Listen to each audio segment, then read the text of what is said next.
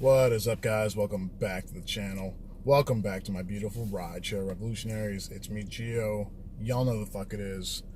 It is 5:18 in the morning on a Friday, and I've done one ride since 4:25 a.m. Just the pings are not coming today. But I figure, since I'm about to start eating miles, I might as well knock out a quick video or record a quick video for you guys. So I made a video about rideshare insurance a couple years ago, why you guys should get it. And I guess I can update that now. So rideshare insurance, pretty much, it's when you get insurance from your provider that covers you during phase one, okay? Because let's imagine, let's say you're an Uber or Lyft driver, you're signed up on the platform, and let's say you just dropped someone off, and your app is still on, okay? And your app is still on, and you're gonna go drive to get a sandwich. You're gonna go drive to get a drink, and then someone runs a red light and hits you, right? Or you run a red light, hits an accident happens, right? Since you had your app on,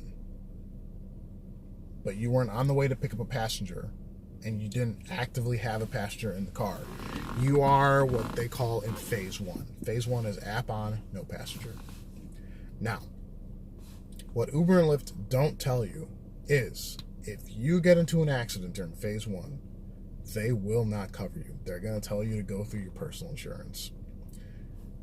But if your personal insurance, if you didn't tell your personal insurance you're an Uber or Lyft driver, rideshare driver, if you didn't tell them that you're operating your car commercially, then you run the risk of them not covering you at all during an accident. They might just, you might have to cover all that out of pocket. So, what rideshare insurance, the rideshare endorsement, is coverage during phase one. And a lot of you think it's kind of pointless, but like I said, I think everyone should have it. If you're a full-timer, everyone should have rideshare insurance, okay? So I was talking to my insurance agent this week because there's some plans.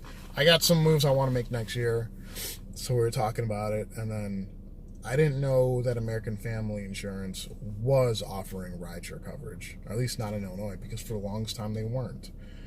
And now they are. They have rideshare and endorsements on coverage. And I asked what the price was. They said on average it was $160 for 60 months. So that was, I think I did the math. It was like $26 per month or something like that. 26 something. Now, like I said, for a part-timer, a little hard to justify, but I still think necessary. For a full-timer, absolutely necessary. Now, I'm going to leave the insurance info on the screen there.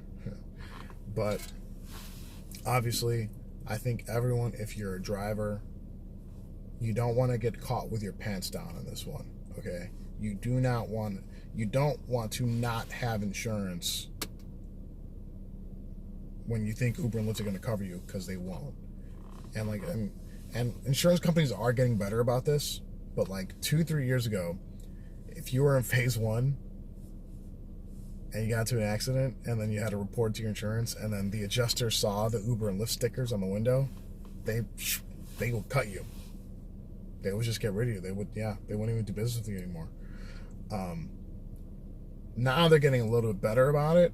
Like, if you guys noticed when you're applying for insurance now, they'll ask you, like, do you drive for Uber and Lyft? That's a question now, because that does factor into what you're gonna pay, and that does factor into into the amount of coverage you're gonna need.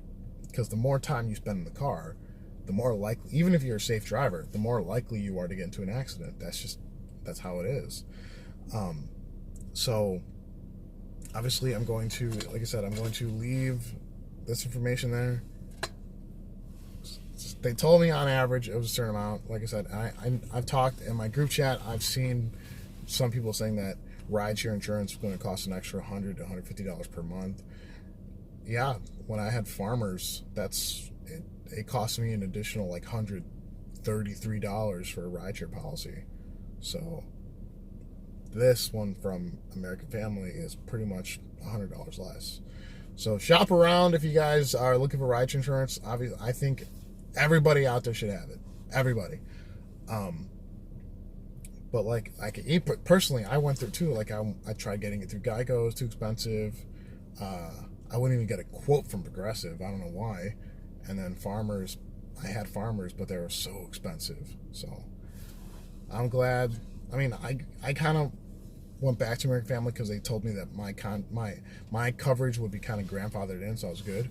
But I'm glad that there is coverage available to the drivers. So yeah, hit up the insurance agent, tell them Gio sent you, and hopefully y'all get insured, just in case the worst should happen. So yeah. All right, guys, that's all I got for this one. Everyone, please stay safe, stay driven, stay classy. I'll talk to you next time. Bye-bye.